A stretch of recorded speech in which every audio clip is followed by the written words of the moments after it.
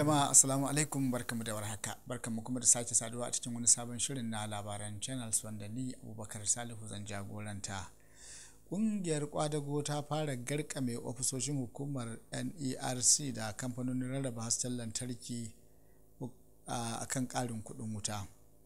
Mambobin ƙungiyar kwadago ta Najeriya sun fara garkame ofisoshin hukumar ƙayyade farashin lantarkin ta NERC da harabobin kamfanonin rarraba hasken lantarki da ke fadin Najeriya ne saboda ƙarin kuɗin wutar. Matakin ma'aikatan na zuwa ne biyo bayan umarnin haɗin gwiwa da ƙungiyar kwadago ta NLC da takwarata ta TUC suka baiwa mambobinsu a ƙarshen makon da na cewa su garkame ofisoshin domin nuna adawa da ƙarin kuɗin wutar.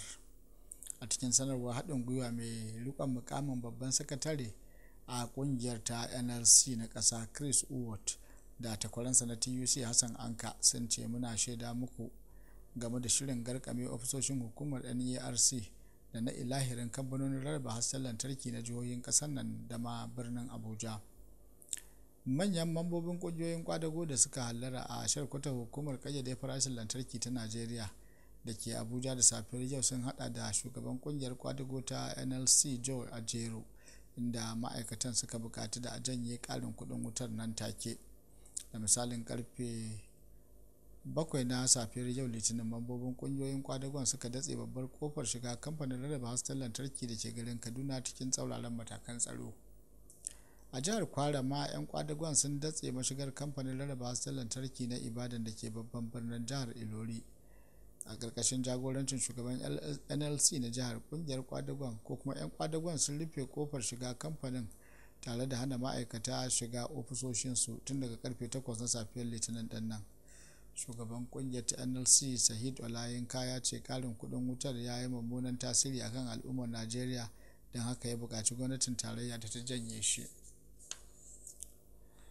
Nan kuma shugaban Najeriya Bola Ahmed Tinubu ya ba da umarni ga babban bankin ƙasar nan CBN da ya dakatar da fara amfani da dokar cire harajin yaƙi da masu aikata laifuffuka ta yanar gizo, wata ta haifar da muhawara zazzafa a cikin ƙasar nan.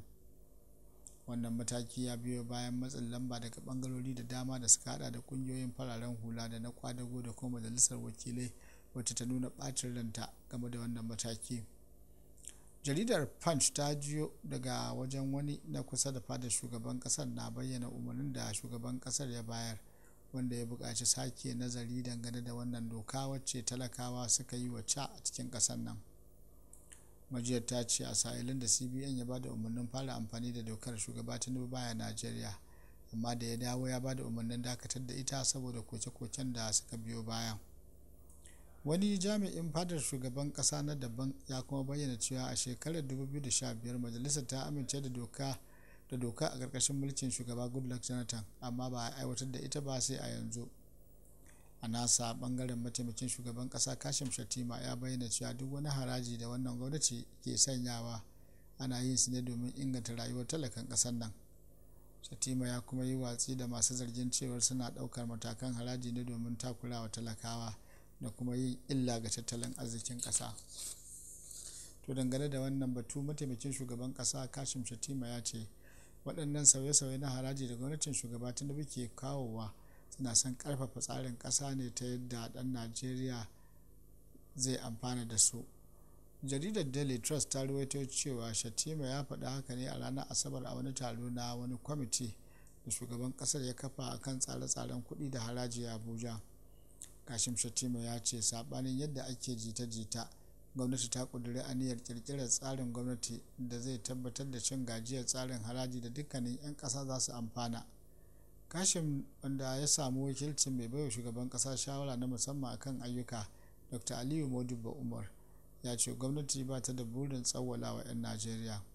Burinmu dai shine sake farfado da tsarin haraji a Najeriya a yayin da muke neman abokan hulɗa da su sanya hannun jari mai ɗorewa, kuma ƙasarmu ta zama wacce ake gogawa da ita a fuskar kasuwanci a faɗin duniya baki ɗaya, a cewar Shettima.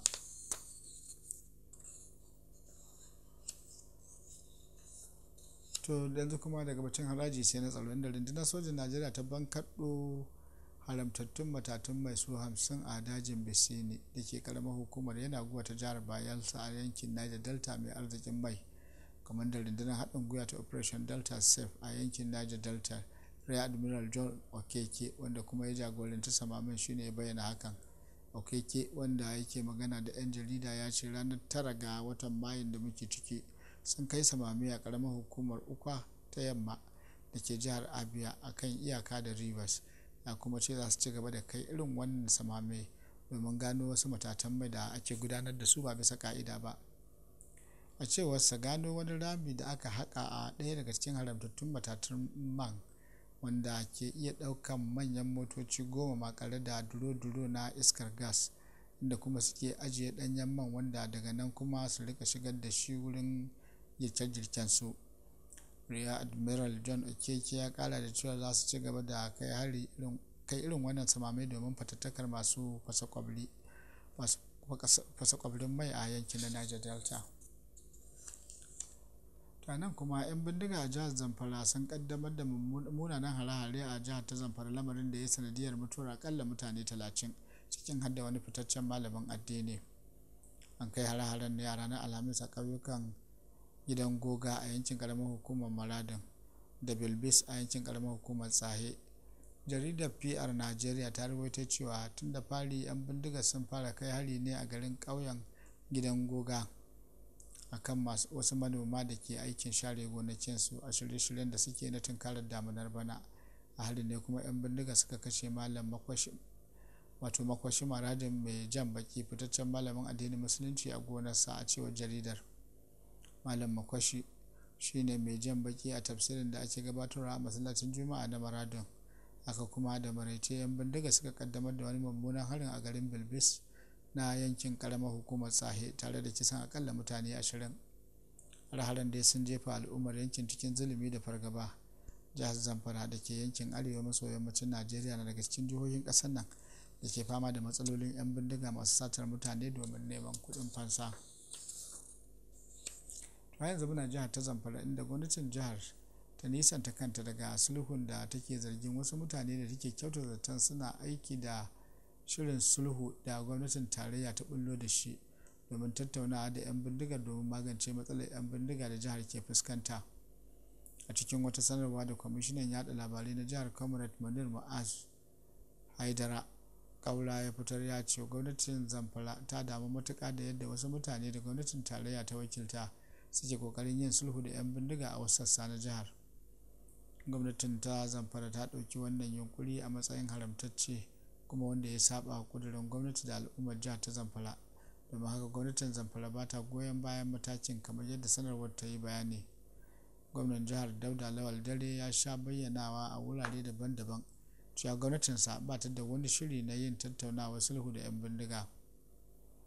Wannan mataki bita da kullun siyasa ne daga makiyan jihar Zamfara, waɗanda ke burin wargaza shirin da gwamnatin jihar ke yi wajen kawar da ayyukan 'yan bindiga da sauran masu aikata miyagun laifuffuka a jihar. A cewar kwamishinan yada labaran, kwamishinan ya ce gwamnatin Zamfara ta yi fatali da wannan mataki da ya ce wasu ke ɗauka na tattaunawa da 'yan bindiga a jihar, tare da kira ga jami'an tsaro da ke jihar da su sanya idanu tare da hana ayyukan waɗannan mutane a jihar, saboda ya saba wa muradun gwamnati da al'ummar jihar. Ta yanzu muna kan batun tsaro, inda mai alfarma sarkin musulmi Alhaji Muhammadu Sa'ad Abubakar na uku ya shawarci 'yan Najeriya da su fahimci kalubalen da ke gabansu domin tunkararsa. Mai alfarma sarkin musulmin din ya faɗa haka ne a yayin wata ziyara da ministan tsaron Najeriya Muhammadu Badar Abubakar ya kai masa a fadarsa a ranar Juma'a. Bai kamata mu bari wani ya samu galaba a kanmu ba. Ministan tsaro ya san irin girman alhakin da ke rataye a wuyansa, na kuma yi amanar cewa yana tuntuɓar masu ruwa da tsaki domin su taimaka masa. Muna aiki tare kuma ba za mu daina ba. Sarkin na musulmi ya jaddada cewa sarakunan gargajiya za su yi duk mai yiwuwa wajen tabbatar da zaman lafiya ya ɗore a ƙasar nan. To sai dai sarkin musulmin ya nemi goyon bayan al'umma ga jami'an tsaron Najeriya, waɗanda ya ce suna jefa rayuwarsu a cikin haɗari saboda kare ƙasa. A nan kuma ɗaliban jami'ar kimiyya da fasaha ta Osara da ke jihar Kogi da 'yan bindiga suka sace a ranar Alhamis sun kubuta. Kwamishinan 'yan sanda na jihar Bertrand wajuwaha shine ya bayyana hakan ga kamfanin dillancin labaran kasar nan a ranar Lahadi a birnin Lakwaja. yan bindigar sun sace ɗaliban ne bayan da suka yi wa makarantar diren mikiya a lokacin da ɗaliban ke tsaka da karatu a shirye-shiryensu na tunkarar jarabawa da jami'ar ta tsara farawa a ranar 13 ga watan Mayu. Kwamishinan 'yan sandan ya ce haɗin gwiwar tawagar jami'an tsaro da mafarauta ne suka samu nasarar kubutar da ɗaliban su 14. Tawagar jami'an tsaro da 'yan sa kai sun yi musayar wuta a 'yan bindigar a maɓoyarsu, lamarin da ya sanya maharan suka arce da raunukan harbin bindiga a jikinsu tare da barin ɗaliban, a cewarsa. Ya ƙara da cewa jami'ansu ba za su yi ƙasa a gwiwa ba wajen kubutar da ragowar ɗaliban. Jaridar Premium Times ta ambato kwamishinan yaɗa labaran jihar Kingsley Fonwo na cewa ɗaliban da aka kubutar ɗin na samun kulawar likitoci a asibiti. Kubutar da ɗaliban na zuwa ne sa'o'i bayan da gwamnan jihar Usman Ododo ya ziyarci makarantar, inda ya tabbatar wa iyayen ɗaliban cewa gwamnati za ta yi duk mai yiwuwa domin kubutar da ɗaliban. Satar ɗalibai domin yin garkuwa da su dai wani al'amari ne da ya jima yana ciwo al'ummar Najeriya, musamman ma mazauna arewacin ƙasar nan tuwa ƙwarya.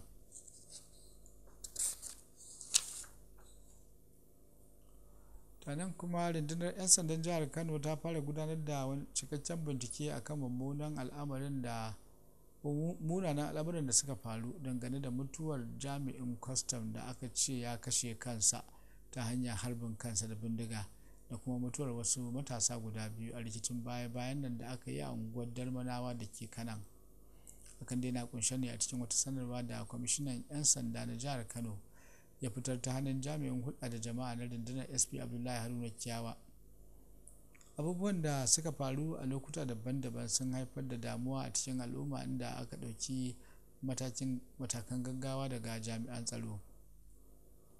Tun da fari dai kisan kai na jami'in kwastam Abdullahi Abdulwahab Magaji ya haifar da tambayoyi, lamarin da ya sa 'yan sandan gudanar da bincike mai zurfi a cewar sanarwar.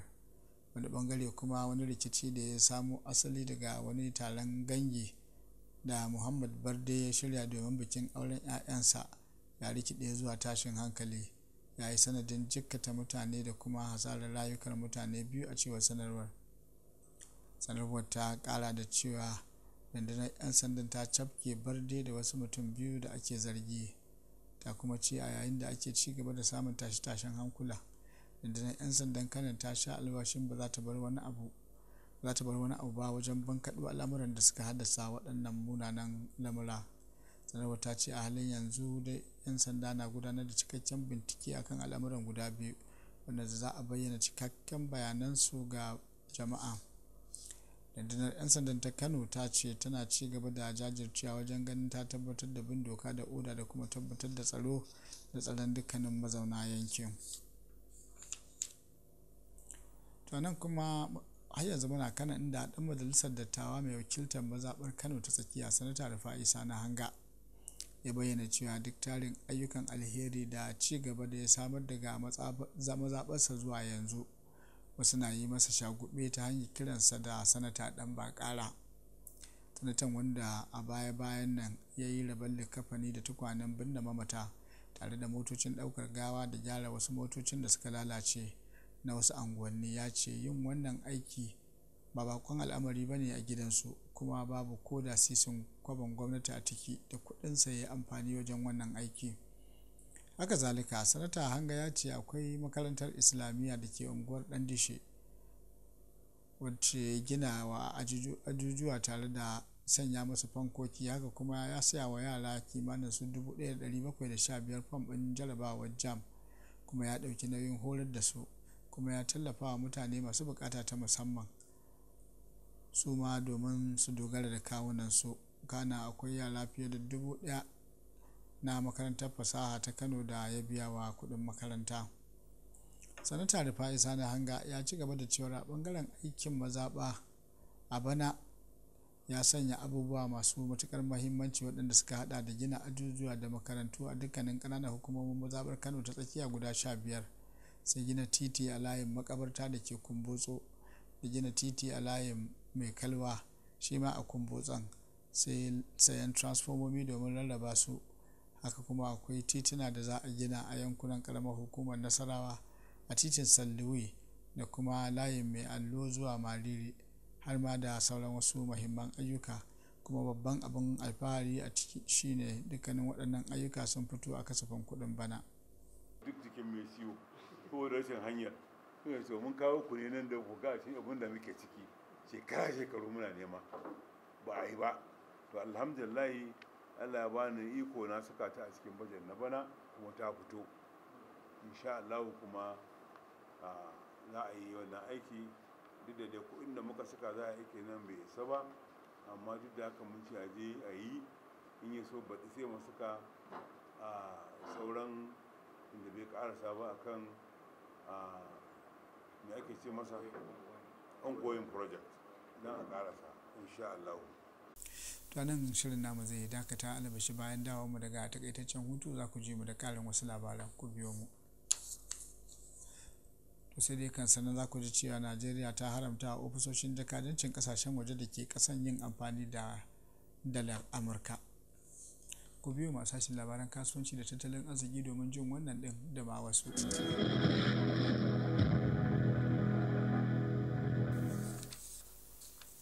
To madalla barkamu da dawowa. Kuna iya bibiyar mu a adireshin mu na intanet channelstv.com ko kuma ku lalube mu a shafin sada zumunta na YouTube ta hanyar yin amfani da wayoyinku na hannu kirar Android ko iOS daga rumbunan wayoyin na adana bayanai.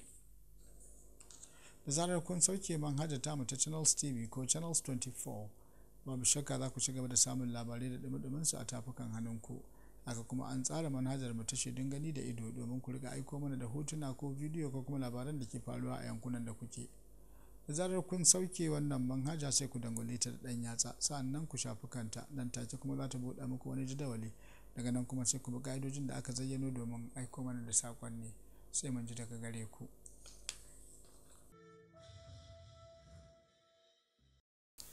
Yanzu kuma shirin namu zai ɗora, inda Najeriya ta hana ofisoshin jakadancin kasashen waje yin amfani da kudaden kasashen waje domin gudanar da ayyukan neman takardun biza da sauran harkokinsu.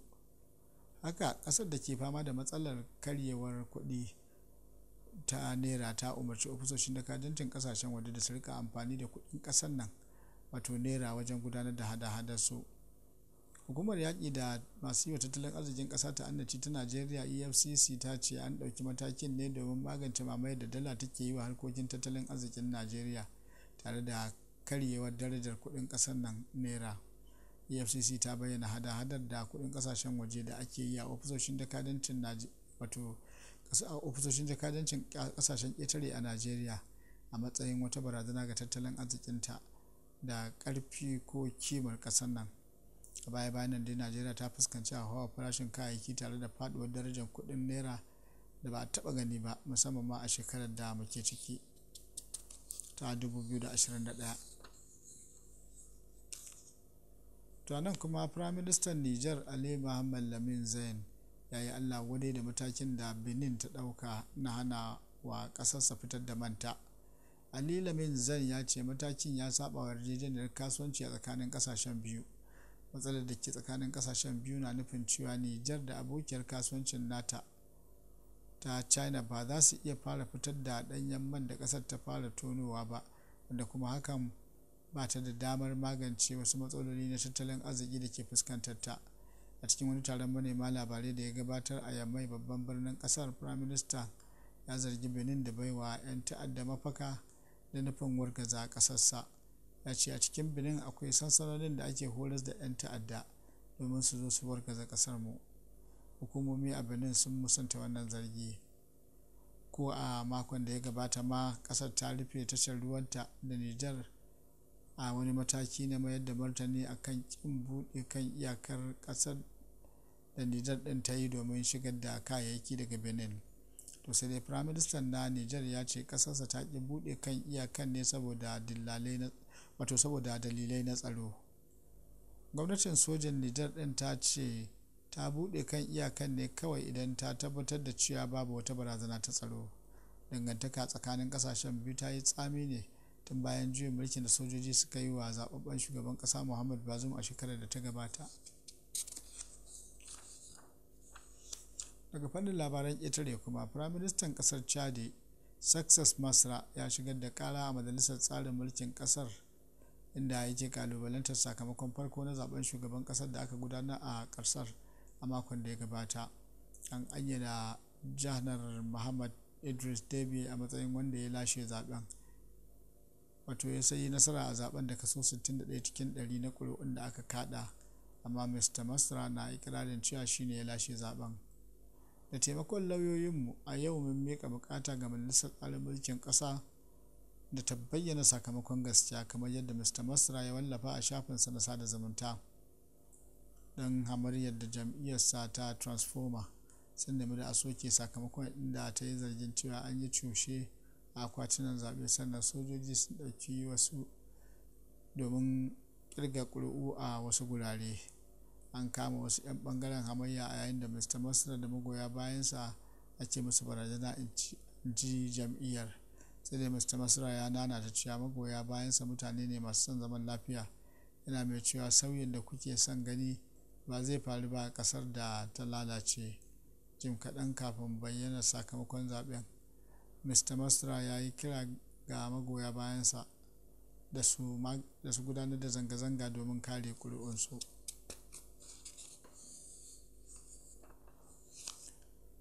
Shugaban Rasha Vladimir Putin zai cire daɗaɗɗen abokinsa Sergei Shoigu daga matsayin ministan tsaro, kamar yadda fadar Kremlin ta sanar. Mr. Sergei, mai shekaru 68, dai ya daɗe a kan mukamin tun a shekarar 2012, da yanzu kuma za a maye gurbinsa da mataimakin firaminista Andrei Belousov, masanin tattalin arziki wanda kuma yake da 'yar fahimta a soji. Za a naɗa Mr. Shoigu a matsayin sakataren majalisar tsaron Rasha. Rasha ta ce ma'aikatar tsaron ƙasar na buƙatar zama mai ƙirƙira. Ba dai kasafai ake samun sauye-sauyen mukamai ba, saboda haka wannan babban al'amari ne a siyasar Rasha. To sai dai Vladimir Putin ya kasance mutumin da shi kadai ke tsara yadda za a tafiyar da al'amura. Shi ne ya yanke shawarar fara yaƙi a Ukraine da ma duk wasu manya-manyan abubuwa. Naɗin Mr. Belousov a matsayin ministan tsaro ka iya zuwa da bazata ga mutane da dama idan aka yi la'akari da gogewarsa. To sai dai masu sharhi na ganin shugaba Putin na kokarin daidaita tattalin arzikin Rasha da yakin da ƙasar ke yi.